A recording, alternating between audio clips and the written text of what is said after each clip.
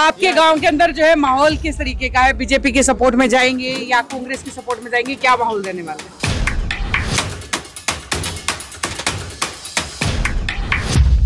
BJP की support में जाएंगे जी, क्योंकि रणधीर सिंह बिरू हमारे हर टाइम पास रहते हैं।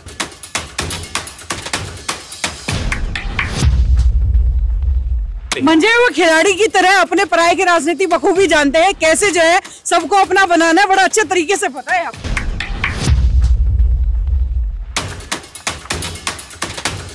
भारतीय जनता पार्टी का प्रत्येक कार्यकर्ता वो लगा हुआ है और उसी नियमित भारतीय जनता पार्टी ने हमारे को कहा कि आप गांव-गांव जाइए, प्रत्येक कार्यकर्ता से मिलिए, आप जाके कम से कम अपनी बात रखिए और उनकी बात सुन के आइए।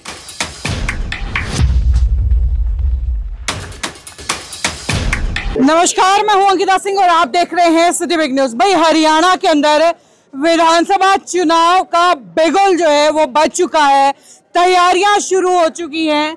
हर हलके से उम्मीदवारों ने हलके की जनता के बीच जाकर अपने अपनी बात रखना शुरू कर दिया है और इसी कड़ी में आज हम पहुंचे हैं बरवाला हलके के देवीगढ़ पुनिया गांव में। दरअसल जो है पूर्व चेयरमैन धीरू सिंह जी जो है मेरे साथ यहाँ पर हैं, इनसे बातचीत कर लेते हैं, पूछ लेते हैं कि साहब बड़ी जल्दी की है, अभी 2-3 महीने तो बाकी हैं, जहाँ बाकी उम्मीदवार तैयारियां कर रहे हैं, सपने ले रहे हैं कि जी अभी मैदान में निकलेंगे। आपने तो लोगों से मिलना शुरू कर दिया है, फूल मालाएं पहननी शुरू कर दी है। देखिए अंकिता जी, क्या है, ये भारतीय जनता पार्टी का जो कार्यकर्ता है वो हर समय तैयार रहता है, वो कभी किसी चीज का इंतजार नहीं करता। जिस दिन आप ये मान के चलिए लोकसभा का चुनाव था, उसके तुरंत बाद ही भारतीय जनता पार्टी ने अपनी तैयारियां शुरू कर दी थी। बिल्कुल। तो उसी कड़ी में आज ये मान के चलो भारतीय जनता पार्टी का प्रत्येक कार्यकर्ता वो लगा हुआ है और उसी नियमित भारतीय जनता पार्टी ने हमारे को कहा कि आप गांव-गांव जाइए, प्रत्येक कार्यकर्ता से मिलिए, आप जाके कम से कम अपनी बात रखिए और उनकी बात सुन के आइए। तो उसी नियमित आज मैं देवगढ़ पुनिया में आया हुआ था। आज अभी लोकसभा का जिक्र आप कर रहे थे, तो लोकसभा में भागम भाग जो है आपने बहुत की, बड़े पसीनम पसीन आप रहे इस दौरान।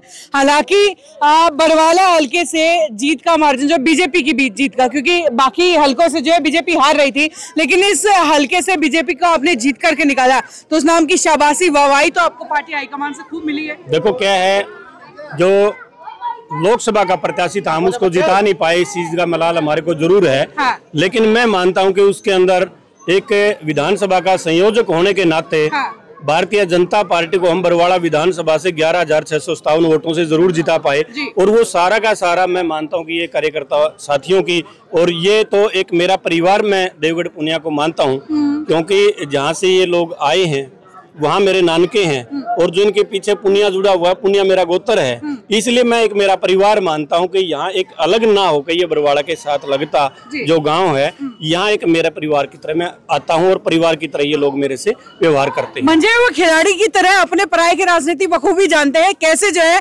सबको अपना बनाना है, बड़ा अच्छे तरीके से पता है आपको। ये आज से नहीं है, मैं 2006 से लायंस क्लब में काम कर रहा हूँ और तब से मैं यहाँ रेगुलर कैंप लगाता, यहाँ चाहे हमें पौधारोपण के लिए आना हो, चाहे ब्लड डोनेशन कैंप के लिए आना हो, चाहे कोई ब्लड चेकअप के लिए आना हो, मेरा रेगुलर इस गांव से नाता शुरू से ही जुड़ा हुआ है, जब से मैं बरवाड़ा में बसा हुआ हूँ। आज अभी मैं बात कर रही थी, देख भी रही थी कि आप जो है गांव की समस्याओं के बारे में बात कर रहे थे।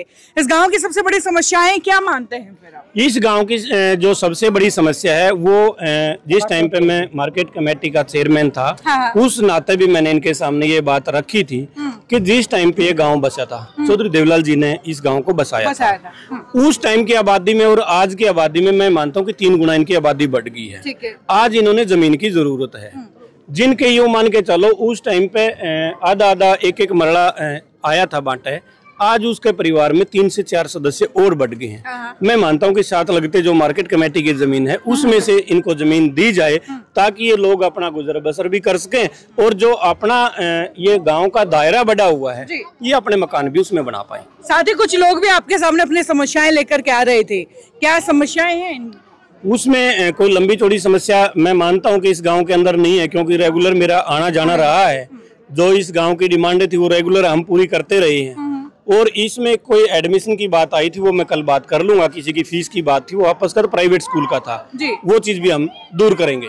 चलिए, उसके बाद पूरे हलके की अगर बात करें तो बरवाला हलके के अंदर जो है आपने बड़ी जल्दी तैयारियां शुरू कर दी है। या जल्दी इसलिए कह रही हूं क्योंकि जहां बरवाला हलके के अंदर आपकी पार्टी से बाकी प्रत्याशी अभी देख रहे हैं मौका निकलने का, आप काफी आगे निकल आए हैं, तो कोई इशारा मिला है क्या कहीं हाईकमान की तरफ से कि भाई तैयारी शुरू कर लीजिए?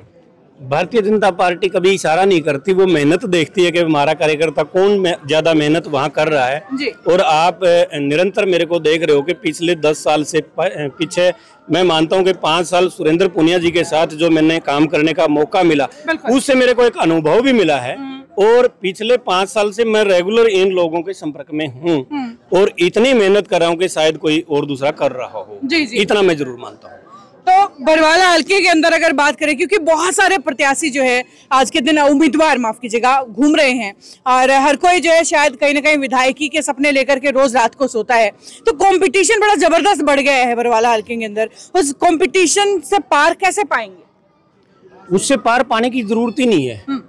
भारतीय जनता पार्टी में आप देखोगे तो अंकिता जी, मैं कहता हूं कि प्रत्येक कार्यकर्ता के ऊपर एक कैमरा लगा हुआ है। हाँ। हमारी तो सिर्फ 2 आंखें हैं। हाँ। हमारे को तो 100 और हजारों आंखें देख रही है ना, वो अपने आप ही बता देंगे कि कौन कार्यकर्ता लोगों के बीच जा रहा है, कौन कार्यकर्ता किस प्रकार की वर्किंग कर रहा है। कुछ कहने की और करने की जरूरत ही नहीं है। जिस प्रकार की मेरी वर्किंग है वो पार्टी की नजरों में है।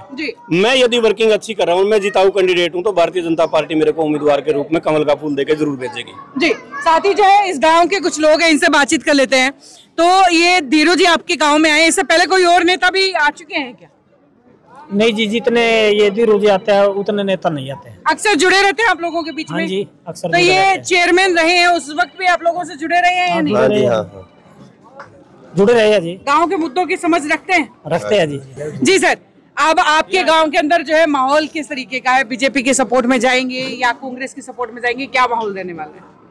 बीजेपी की सपोर्ट में जाएंगे जी, क्योंकि रणधीर सिंह धीरू हमारे हर टाइम पास रहते हैं। तो जो हमारा काम करेगा, बीच के व्यक्ति को जो है ज्यादा जोर से आगे लेकर के आएंगे।